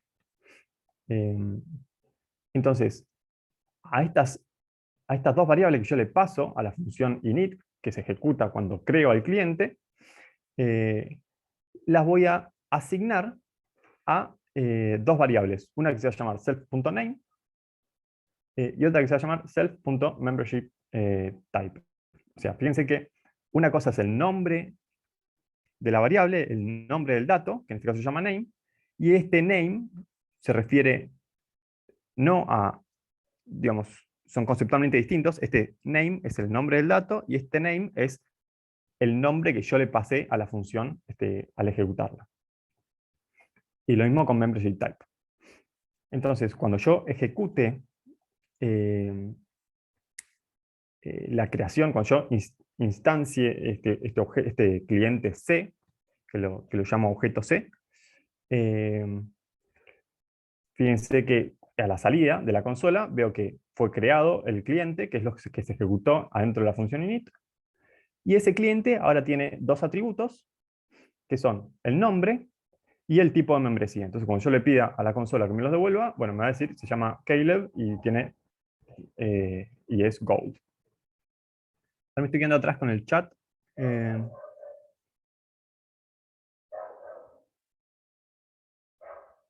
Bien.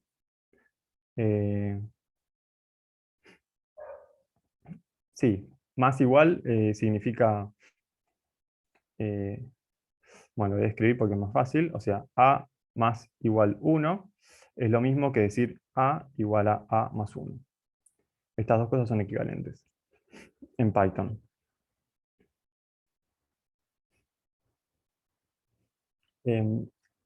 Hasta acá, ¿alguien tiene algo que le haya quedado ahí como en el tintero?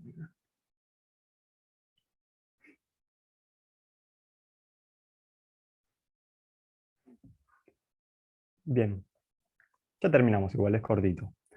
Entonces, acá volvemos a ver cómo se crea una clase, que la función init es la que se ejecuta cuando, en el momento que creamos un objeto, y las variables adentro de una clase se las define con self punto y el nombre de esa variable. Y después yo puedo acceder con el punto. Para saber cuál es el nombre de ese objeto o el membership type de ese objeto. Igual tengo una pregunta. Sí, Lo aclaraste, pero no terminé de entender que pones self.name igual a, y yo pondría Claudio. ¿Qué pasaría ahí? si acá, ¿Me si aparecería acá en vez de siempre poner Claudio name, cuando le llame eso? si acá en vez de poner name pones Claudio, Sí, ponele. bueno, Siempre si que acá llame a pones, esa variable me va a aparecer Claudio. claro, entonces, digamos, cuando vos crees el objeto, Sí, por más que vos le pases Caleb, digamos, a ese argumento que vos le estás pasando no va a hacer nada, porque claro. no lo Ok, estás usando en ningún momento. Acá vas a tener Claudio Gold, ok, ya entendí más o menos cómo es. Ok. tal cual. Eh,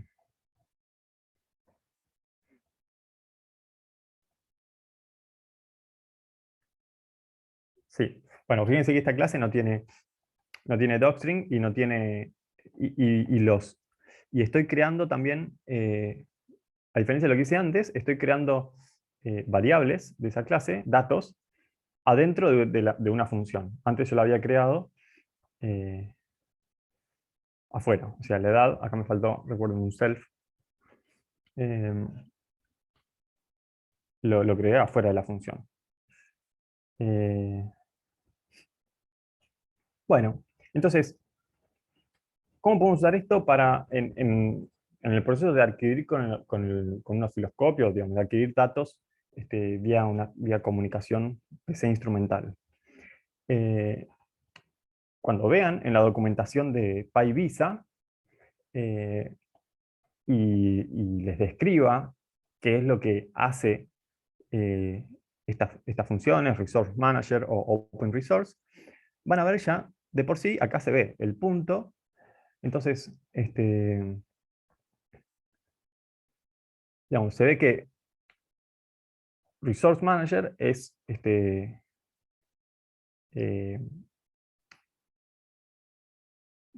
digamos, bueno, hay otro, capaz que acá me estoy mezclando porque hay otro tipo de uso para el punto, no es exclusivo para los atributos de una clase, también se usa para los subpaquetes de algunas bibliotecas, ¿no? Entonces, yo acá no sé exactamente a cuál de los dos se refiere, pero acá seguro que sí. Cuando ustedes ejecutan Resource Manager, crean un objeto que se llama RM. Este objeto tiene ciertos atributos. Digamos, hay una clase que es Resource Manager. De esa clase yo creo un objeto, y ese objeto yo puedo ejecutar ciertos atributos o pedirle información. Entonces, en particular, una de las cosas que puedo hacer con este objeto es pedirle que abra, decirle Open Resource. ¿Y qué hace Open Resource? Bueno, Open Resource crea un nuevo objeto, que en este caso se llama osciloscopio, con el cual, que también es, que al igual que RM, también tiene ciertos atributos. Y uno de esos atributos, por ejemplo, es query. Y query, ¿qué hace? Cuando le paso este argumento que estaba en IDN, en Skippy, significa pedirle la identificación del instrumento, me va a devolver, por ejemplo, el nombre. Entonces, yo lo que quiero que vean acá es que cuando uno trabaja con Visa, ya está trabajando con objetos. Digamos, este osciloscopio, este OSI, es un objeto. Y en particular, la clase a la cual pertenece ese objeto, yo ahora no me la acuerdo, pero si buscan cuando lean la documentación, les va a decir el nombre de esa clase. Creo que era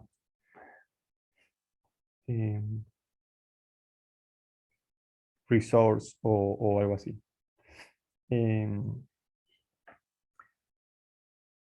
Bien. Una vez que teníamos este objeto creado, podemos hacer varias cosas. Le pedimos información. También le podemos dar fíjense que acá estamos cambiando algún atributo de ese objeto, así como al perro le podíamos cambiar la edad. Bueno, acá lo que estamos haciendo es pasarle información acerca del modo de transmisión. Estamos diciendo, bueno, este objeto OSI ahora tiene que transmitir en binario.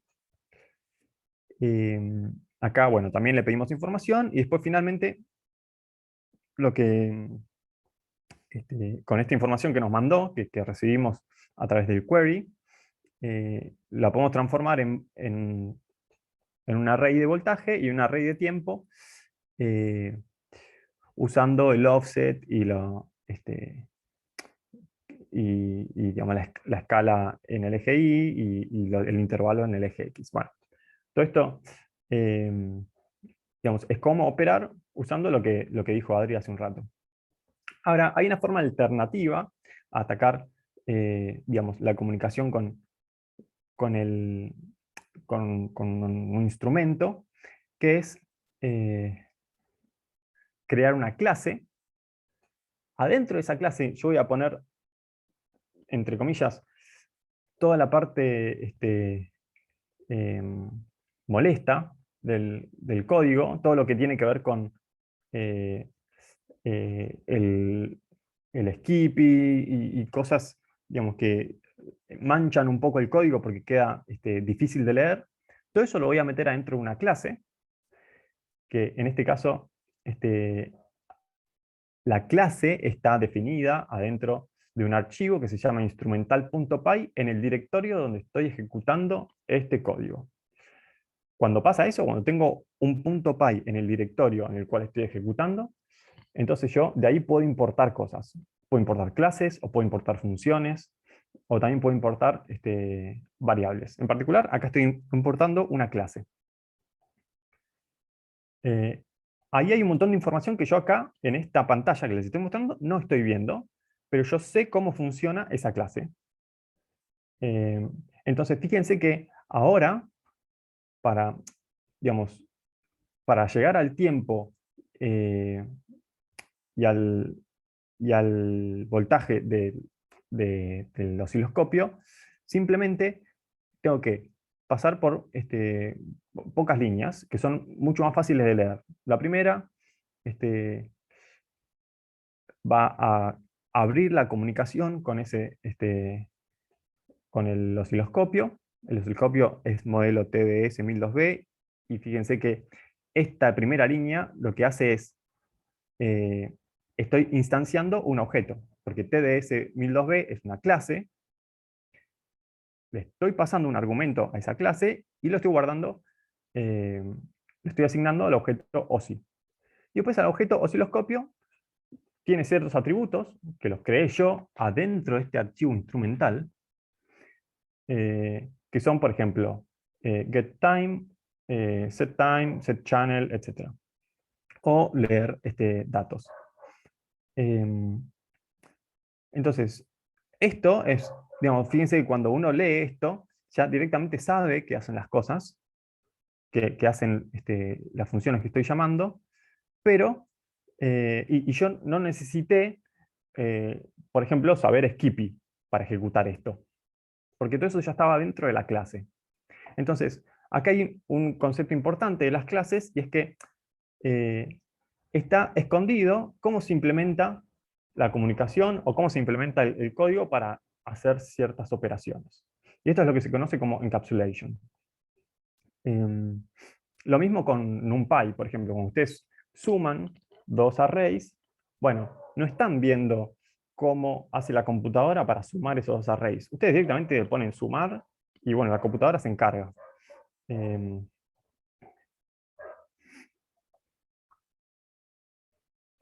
Y acá, en este ejemplo, también están escondidos, bueno, cuáles son los comandos de control, o sea, lo que están codificados con Skippy, y todas las cuentas por las que hay que atravesar para obtener el voltaje y el tiempo. Entonces, trabajar de esta forma permite que obtener un código que es más fácil de leer y más fácil de programar. Pero, ¿cuál es la contra? Bueno, que si no me dicen cómo funciona esta clase, entonces yo no lo puedo programar. Así como si no saben trabajar con un array, bueno, o sea, no pueden inventar, no pueden saber que con el más yo puedo sumar dos arrays, ¿no? Entonces, acá les voy a mostrar, así empieza esta clase TDS1002B, que es con la que estábamos trabajando recién. Es muy larga, entonces no se las voy a mostrar toda, la pueden encontrar en la página de la materia, pero quería que vean por lo menos cómo empieza y cómo, qué es lo que pasa cuando uno crea un objeto usando esta clase. Cuando uno crea un objeto, se ejecuta este init, y fíjense que el argumento que le tengo que pasar, que se lo habíamos pasado antes, es un nombre, que es el nombre del que le pasamos acá. El nombre del instrumento. Entonces, ¿qué va a hacer con ese nombre? Bueno, lo mismo que había pasado en lo que les dijo Adri y le dije yo al principio. Ese nombre se lo va a pasar a esta función, OpenResource, este método, que es un método del Resource Manager, que es una función que está dentro de Visa. Y a todo esto, digamos, a este objeto que acabo de crear, se lo asigno a _OSI. Este es el nombre de de mi objeto que estoy usando adentro de esta clase. O sea, fíjense que acá hay dos objetos osciloscopio que están presentes cuando yo creo un objeto de la clase TDS1002B. O sea, la clase TDS1002B crea un objeto, y a su vez, ese objeto adentro trabaja con el objeto creado por Open Resource. No son el mismo osciloscopio. Con uno yo trabajo como en el esquema que habíamos visto con Adri y conmigo al principio, que es _OSI, pero con el otro, que sería este que está acá, yo trabajo directamente usando los métodos de la clase TDS1002B. Bueno, entonces, fíjense que, por ejemplo, toda esta parte de crear el objeto usando Visa y de pedirle el nombre, está escondido dentro de este init. Entonces yo simplemente lo creo al osciloscopio y no me preocupo por cuáles son los comandos que le tengo que pasar a Visa, porque ya están programados en otro lado. En particular, en esta clase. TDS1002B.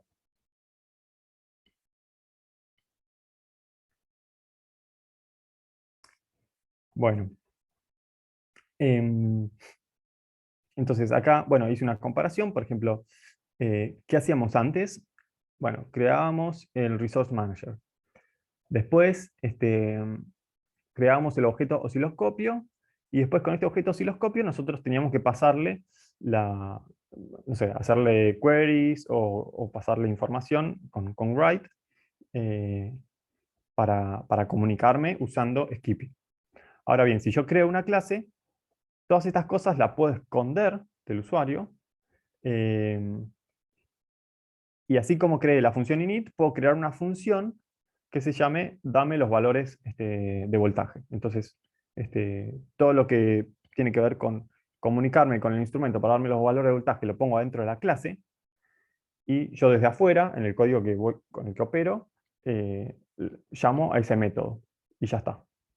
Entonces es una forma de separar, de que quede más prolijo.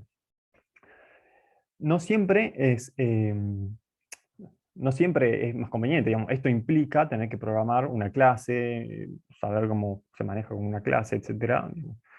No siempre es más conveniente manejarse con clases. Digamos.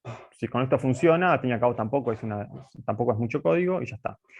Las clases en general sirven para cuando el código se va complejizando mucho y hay que compartirlo también. Y bueno, ahí empieza a notarse realmente las ventajas de trabajar con clases. Y quería mencionar dos conceptos que son inheritance y polymorphism, que aparecen cuando ustedes busquen información sobre clase, que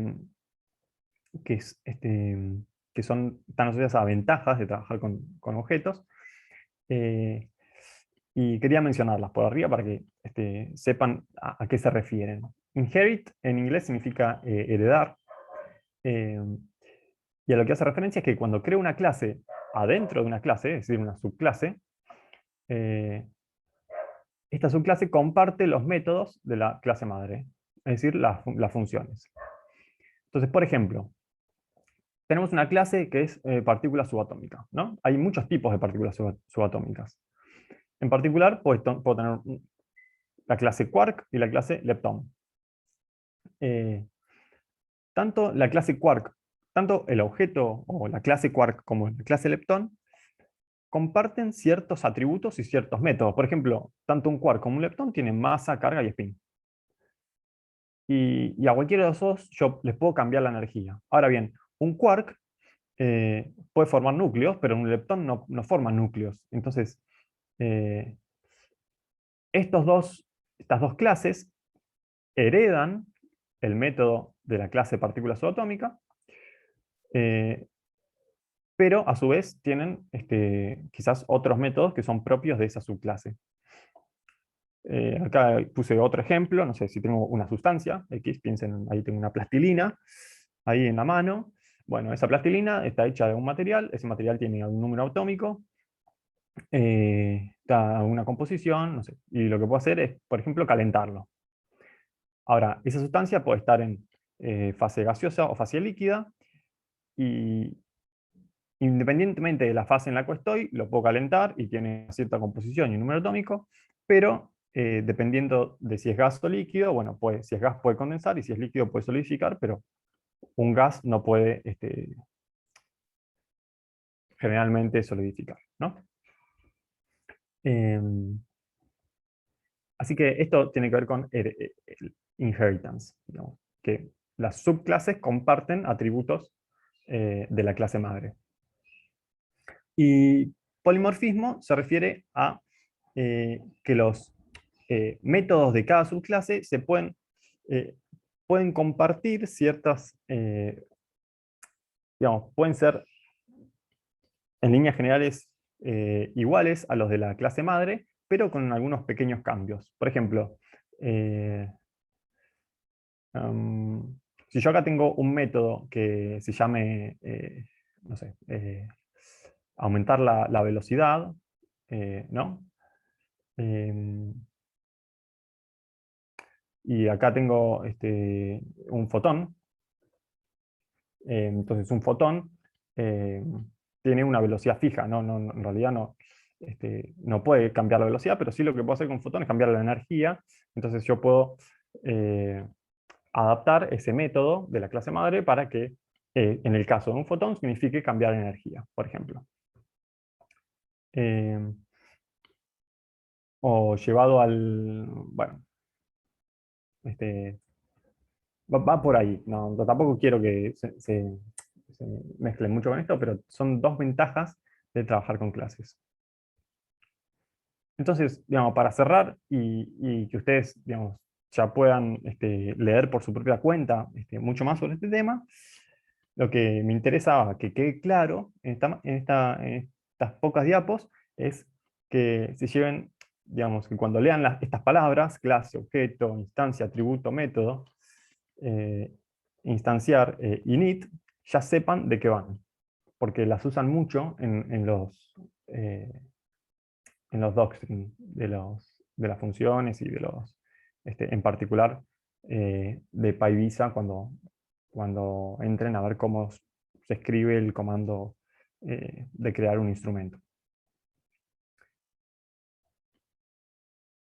No pretendo que ahora sepan para nada trabajar con clases y que ya sean los expertos, simplemente que sepan a qué hace referencia cada una de estas palabras, porque cuando uno empieza a buscar no tiene idea de qué son completamente específicas de este campo, y ahora ya más o menos sabemos que es una clase, que un objeto es una clase concretada en algo particular, que una instancia de una clase es un objeto, que los objetos tienen atributos, que esos atributos pueden ser datos o variables, y en el caso de ser funciones se llaman métodos, y bueno, que la función init es la que se ejecuta cuando uno crea un objeto. Si tienen alguna duda respecto digamos, de estas cosas, díganme. Si no, pongo ver después también. ¿Alguien ya había trabajado con clases alguna vez?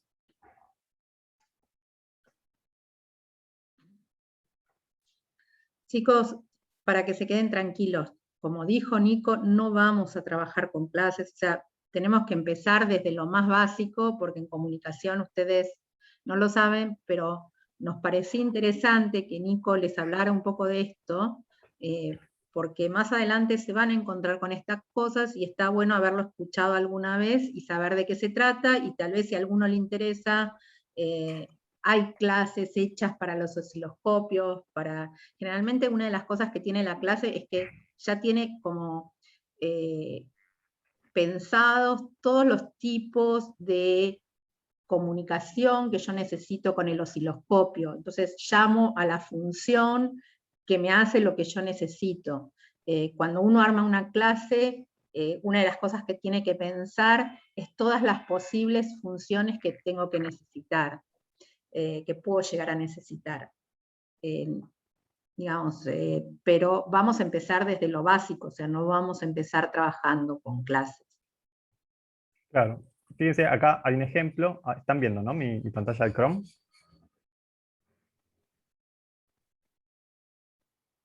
Sí, ahí se ve. ¿Ve? Sí, sí. Bien. Bueno, esta es la documentación de PyVisa, por ejemplo, ¿no? Entonces, fíjense lo que dice acá. Después de importar PyVisa, creamos un objeto Resource Manager. Entonces, ahora ya saben que Resource Manager es una clase y estamos creando un objeto que se llama RM. Si se llama sin argumentos, es decir, como está llamado acá, bueno, acá habla del backend que usa, que esto no viene al caso, pero fíjense que los argumentos que estaban acá cuando uno crea un objeto son los que se le pasan a la función init. Entonces, esto ya lo pueden asociar con eso. Y después, bueno, sigue hablando del backend, que ahora no viene al caso. Y fíjense cómo sigue. Una vez que tienen el objeto Resource Manager creado, pueden listar, pueden ver los recursos disponibles usando el método list resources. Entonces, ahora ya saben que método, que list resources, es una función que está dentro de la clase Resource Manager. ¿Ven? Entonces, digamos, creo que es importante, y esto que están leyendo acá, lo van a ver en realidad en un montón de docstrings de distintos tipos. Y si nadie te dice qué es método o a qué se refiere con objeto acá, fíjense que uno no tiene forma de saberlo. Una pista de que Resource Manager es una clase es que está con mayúscula al principio, que es algo que también les dije. List resources está en minúscula, entonces eso seguramente es una función, que como está dentro de una clase es un método.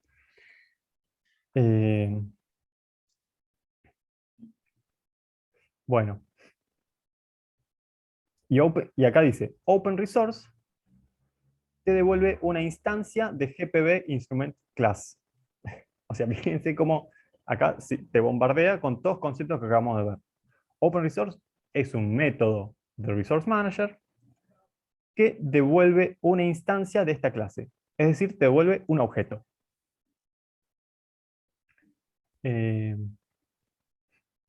Y esta clase es una subclase de otra más genérica que se llama Resource. Bueno, en fin. Mi idea, insisto con esto, era que cuando lean la documentación de PyVisa no se queden completamente perdidos de qué significan todas esas palabras. Y bueno, les va a permitir como avanzar mucho más rápido. Nico, ¿podés poner la diapositiva donde elegís el instrumento? Porque hay algo que estamos salteando que me parece que es importante. Sí. La tenés, si no la comparto yo, no importa. No, está bien. Porque ahí vos le ponés el USB directamente.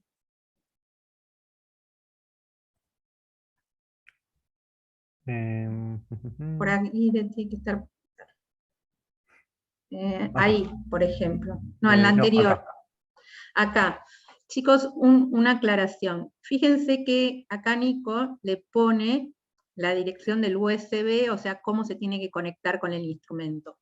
Ahora bien, yo cuando les di el ejemplo, les mostré cómo pedirle cuál es esta dirección, pero si yo quiero usar esta clase, no directamente le tengo que decir cuál es, cómo comunicarse con el instrumento. ¿De dónde saco esto? Bueno, esto, si ustedes van a Device Manager del Windows, les va a decir qué es lo que tienen conectado en cada uno de los puertos y les va a salir esto. Entonces ustedes lo pueden copiar de Device Manager y poner acá.